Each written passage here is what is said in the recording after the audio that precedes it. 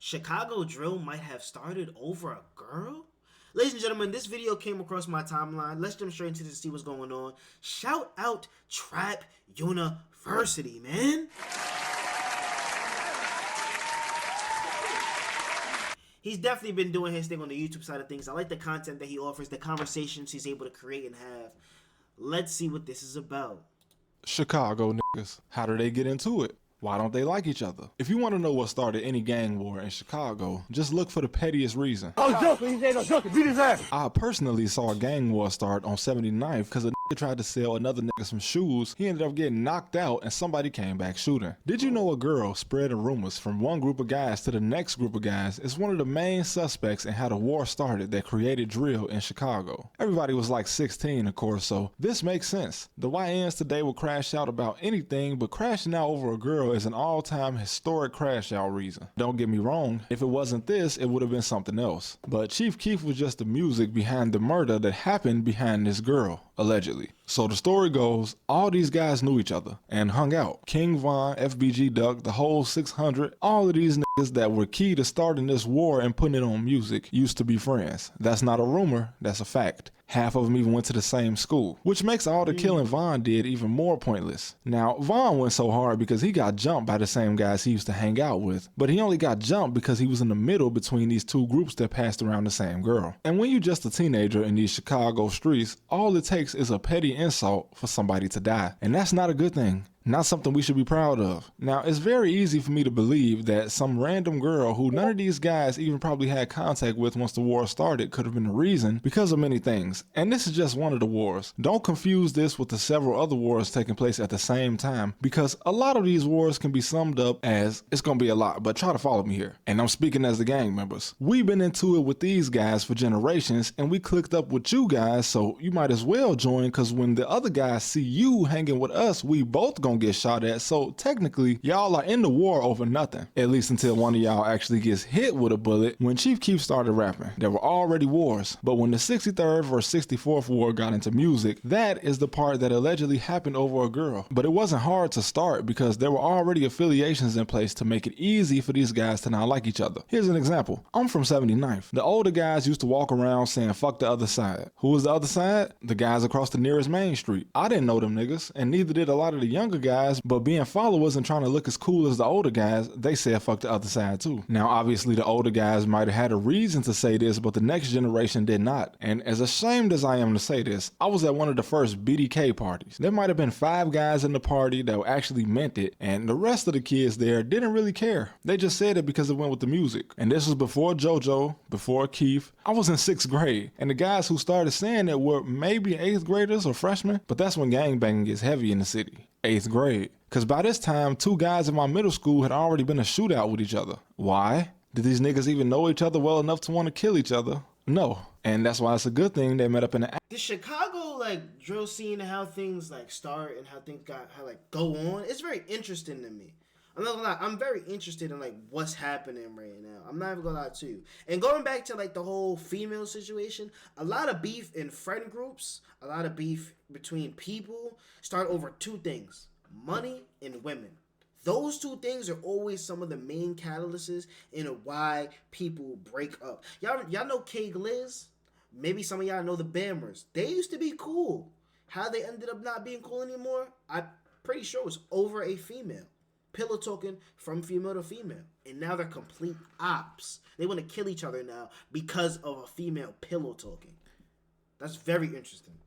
alley and missed every shot. I guess one guy was dating the other guy's cousin, but niggas was 14 years old. It couldn't have been that serious. And if this doesn't convince you that a girl could be the reason the drill scene started, I don't— Yo, gang, somebody was dating your cousin and you shot them? Wait, sorry. 2 guys in my middle school had already been a shootout with each other. Why? Did these niggas even know each other well enough to want to kill each other? No. And that's why it's a good thing they met up in the alley and missed every shot. I guess one guy was dating the other guy's cousin, but niggas was 14 years old. It couldn't have been that serious. And if this doesn't convince you that a girl could be the reason the drill scene started, I don't know what will. Keith started rapping and dissing Tuka from 63rd, even though it's well known that nobody from O Block or any hood associated with them actually killed Tuka, but this led to guys like E-Day dissing 63rd, which led to 63rd responding, and this is allegedly around the same time that girl went from one hood to another, spreading rumors. Now, the war going on in the background with the BDs in Jaro City, a completely different hood, made it look to the world like these two hoods were at war over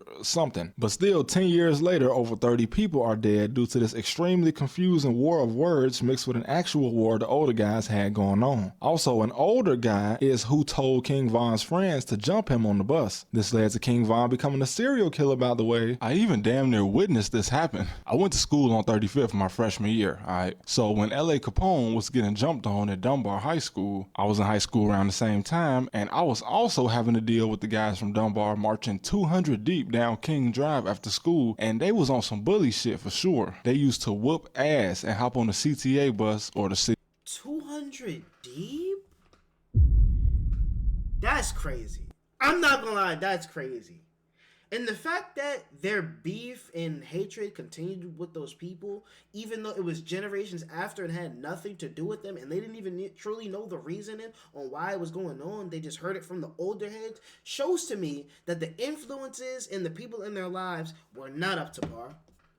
Shows to me that due to that being a factor, due to certain things happening to the people like King Von getting jumped by the people he was once cool with, leading to him being a serial killer, shows to me the butterfly effect is really real, bro.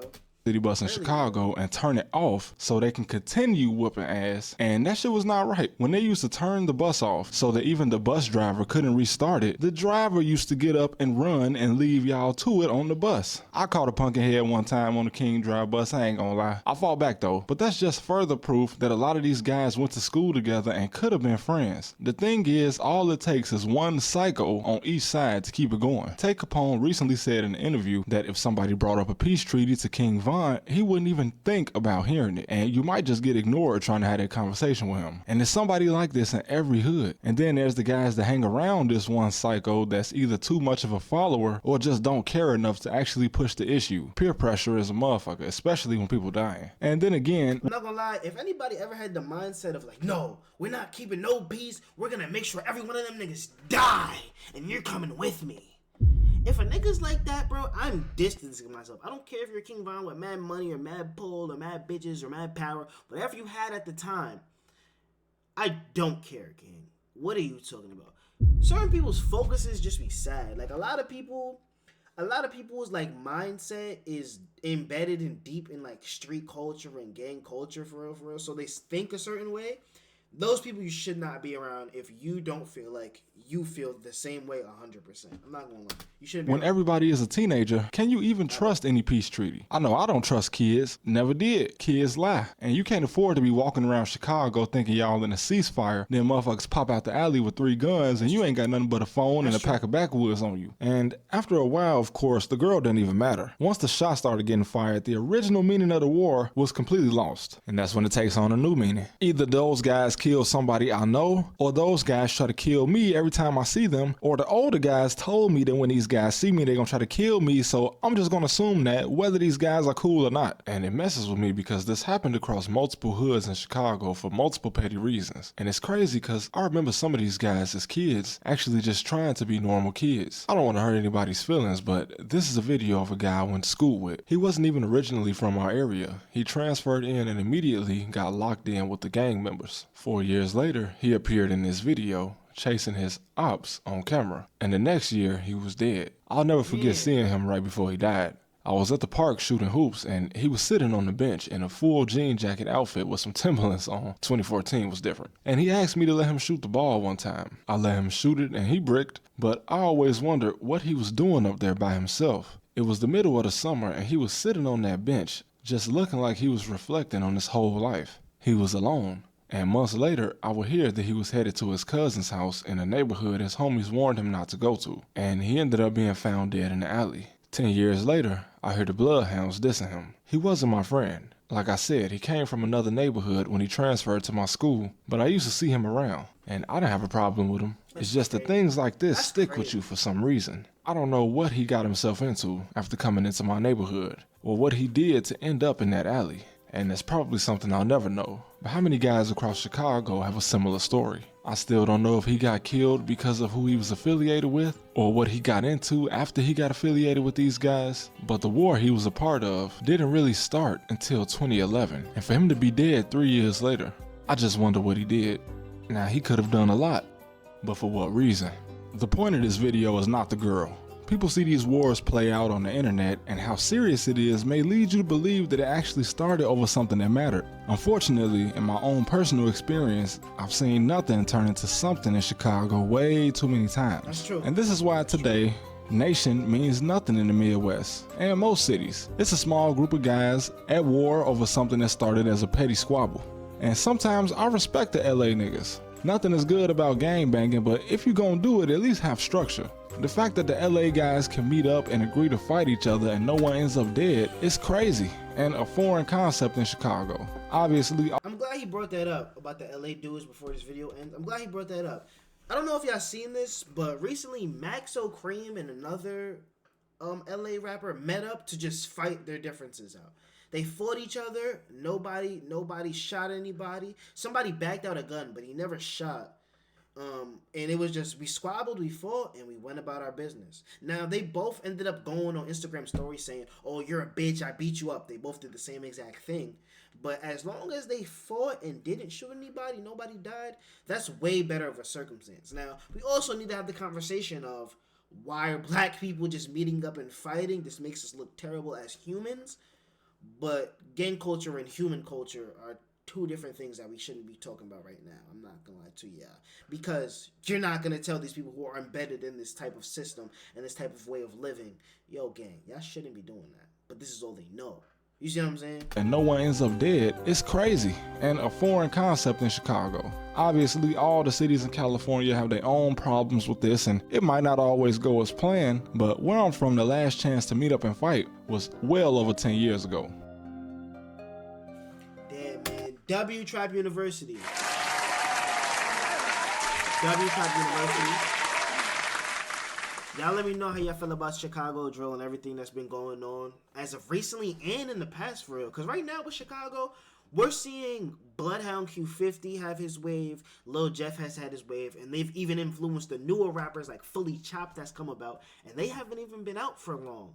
You know, this cycle is going to continue to go on and on and on again. The only way it changes is through the youth. But if the youth is continuing to grow up in this way of, yo, you got to defend yourself. We don't jack these guys. You got to be able to do this, do that, and the third. You got to be with it and all this other stuff. The cycle is just going to continue. More black people are going to die. More impoverished people are going to pass away. The whites are going to continue to have overall, like, structure and overall control of us as people if y'all continue to do these things. I'm not going to lie to y'all. But y'all let me know how y'all feel about the situation down in the comments. Thank you for tuning into this video, and I'll see you soon, man. Safety. Niggas just gotta realize there's no reality where you gain anything from gangbanging. I agree.